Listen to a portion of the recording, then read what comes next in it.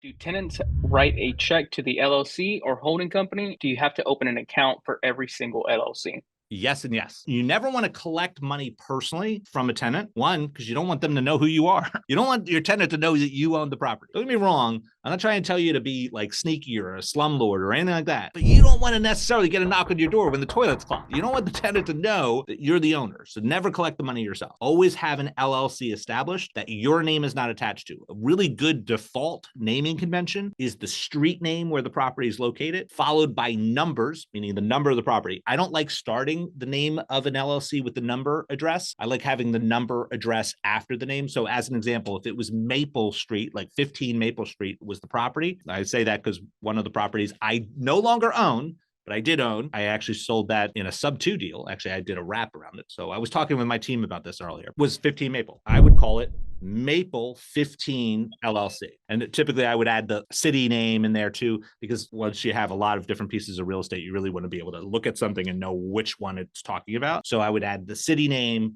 sometimes even the state at the end, just from an initial standpoint. The LLC is the one that collects the rents. The LLC is the one that has the lease agreement with the tenant. The LLC is the one having the bank account in order to receive the rents, to pay the bills for the property, et cetera, et cetera, et cetera. All that's done by the LLC. That is definitely the best approach when doing it. When you're dealing with real estate, there's a lot of confusion regarding this concept of who owns the property and how it's owned. The deed is the document that deals with ownership. How it is owned is referred to as title. These are things that confuse a lot of people in real estate.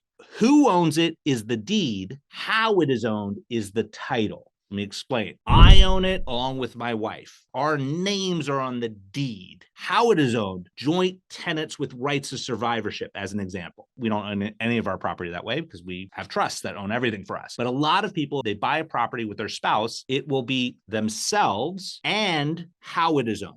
So who owns it and how it is owned, meaning partnership, joint tenants in common, joint tenants with rights to survivorship. That is the title, how it is owned. Then you also have something called a note. A note is when you go out and borrow money in order to buy that property. Typically, you go to a bank. There's also this thing called a mortgage. A mortgage and a note are two different things. A mortgage is that bank essentially attaching the property to the note, essentially securitization. Mortgages aren't always in every state. Like, for instance, Arizona doesn't have mortgages. You have something called a deed of trust. They complicate it because they use the same word, deed, but they use it in a different way. Deed of trust. It's the same thing as a mortgage, but it is a different thing. It is not a mortgage. It's a different phraseology because the Arizona statutes are a bit different than other states. So the note is the loan between you and the financial institution or the financial backer. The mortgage is the securitization of that. Once you start learning this language, you can start making some really interesting offers on different types of assets, whether we're talking about real estate, whether we're talking about business acquisition. If someone talks to you about a note, they're just talking about what is the promise to repay? What are the terms? That's the note. The mortgage is the instrument that securitizes, guarantees that promise because it gives the person who lent you the money the ability to take a thing from you,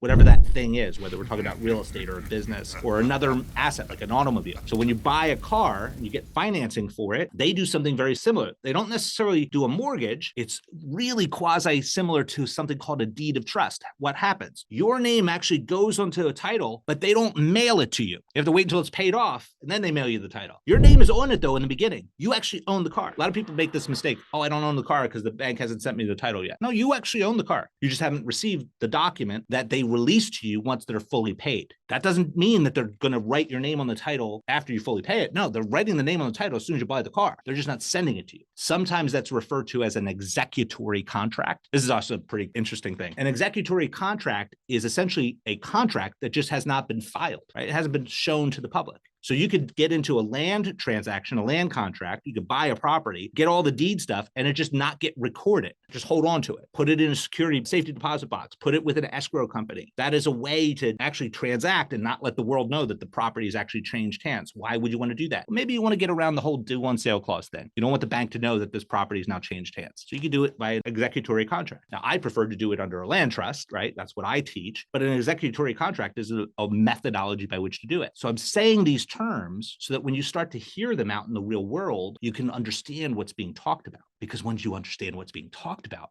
the language of money, you could actually start to capitalize on it. Long-winded answers today, but I'm having a lot of fun.